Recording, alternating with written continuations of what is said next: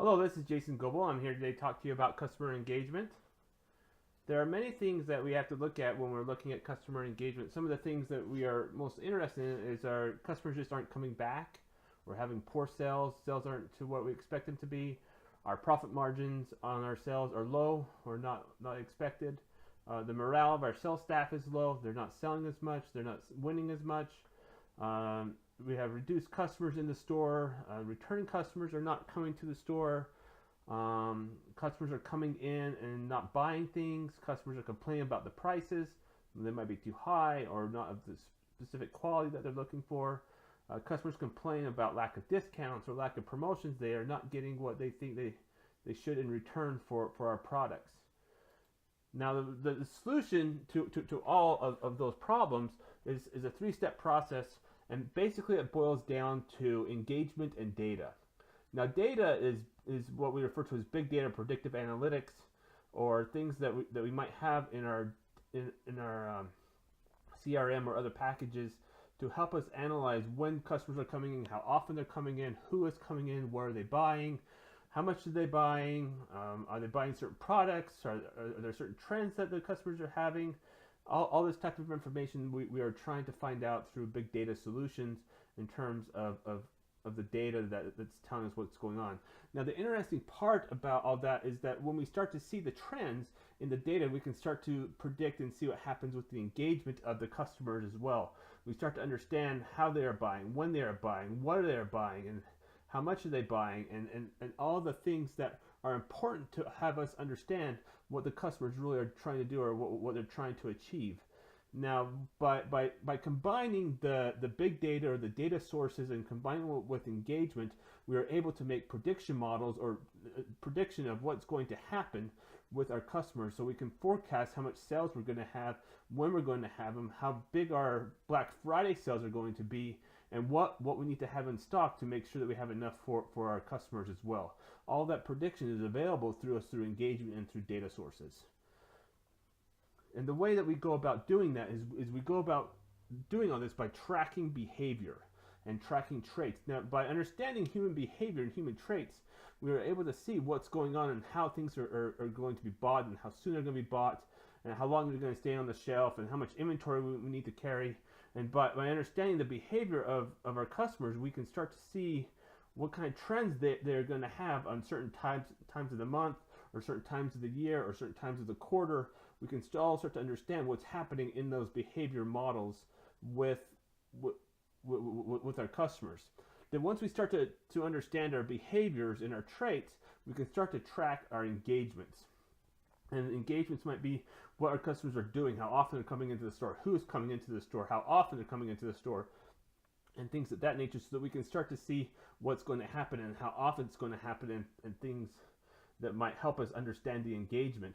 Then once we have the behavior and the engagement, we can combine those to see what type of results we're going to have, like how much they're going to buy, what are they going to buy, and are they going to come back? Are they going to refer other people to the store to come back to us, or are they just going to buy the goods and just never say anything to anybody?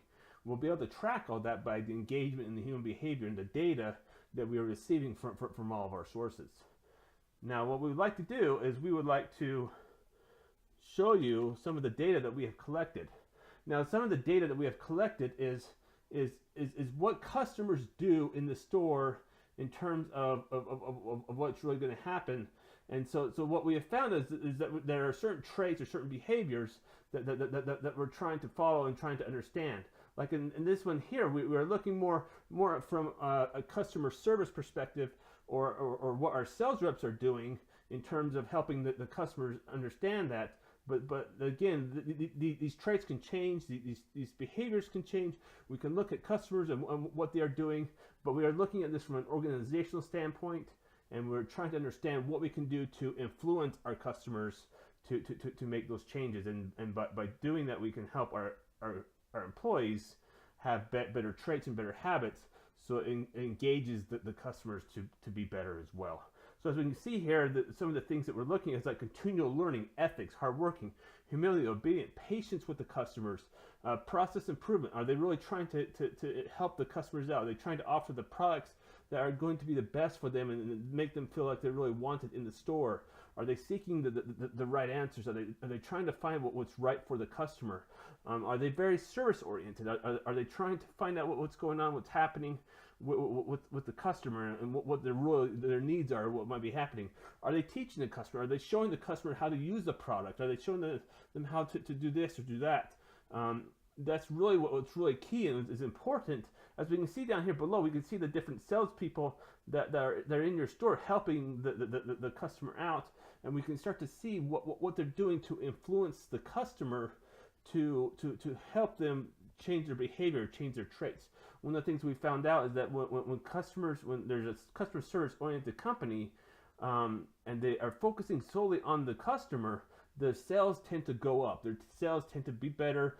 The customers come back more. The customers want to come back more because they feel like they're wanted, like they're valued. And that's the reason why we think so heavily on a lot of these behaviors and traits, is because as they go about changing those things, we'll be able to start to see that. And one of the cool part is that once you start seeing behaviors, then you start seeing a lot of engagement. You start seeing like we all know that the employees are going to make mistakes. They're going to say the wrong thing. They're going to offer the wrong product. But do they go and correct those mistakes? Do they try to find the right solutions? Are they helping others with change? Are they helping the learning process? Are they improving the current processes? Are they showing demonstrations? Are they showing things? Are they finding solutions? Are they talking to leaders of the groups, or whatever they're doing? These are all action type steps. Any of these can change. We can model these for however you want, but really what we want to do is we want to show you how your employees can be engaged in the process and be selling it. One of the interesting things is if you go to an Apple store, they are very engaged in how they're presenting you. Like they talk to you within the first 2-3 minutes. They have you on the chart, and they have like a very engaged person. They're sitting talking to you about your products and showing you how it works and how it does this, and the products are out for you to see and to handle and to really just get the feel of how everything's going. But if you go into like a Sears store, it's kind of different where the customer service people aren't as engaged, and they're not as willing to go and do things. They're not willing to help the people out as much. They're not willing to do this. So what happens is their sales drop. So it's kind of a difference between the two different stores, but it's kind of interesting to see how things have kind of changed. As we can see here, there's a lot of things that Apple and Google and all the big stores have really done really well, and they're all following the same type of model. Now, once you do that, you're actually able to see the results from the benefits of the behavior and the engagement, where they're able to see the big picture. You have better predictability, you have happier employees, happier customers, higher margin, higher profits, improved relationships. You have reduced costs, so you have bigger profits. Strategic planning, you have unified departments. All these things that every company is shooting for, wanting for, you are able to achieve. And the interesting part about all this is that you can see who is doing what. Who's affecting my customers? Oh, Katie's is affecting my customers. Who has better margins? Jane has better margins. We can see who's doing what and how they're doing it. We can see who has higher profits. Oh, Jason has higher profits. That's really the key to all this, is understanding who's doing what, how often they're doing it, what they are doing, what months they're doing it, or week or day they're doing it in, and understanding that data so we can better predict what's going to happen with that customer, and also better predict what's going to happen with that employee. And that's really the key to all this, is that we want to make sure that's happening. Because as we do that, we have higher revenues, higher profits, and higher margins, which is the key to almost every company out there. And we all want to make sure that we are achieving those results. And by doing this, we'll be able to have higher engagement, higher behaviors that we want to have. And that's really the key to all of this really is to make sure that we are achieving our results.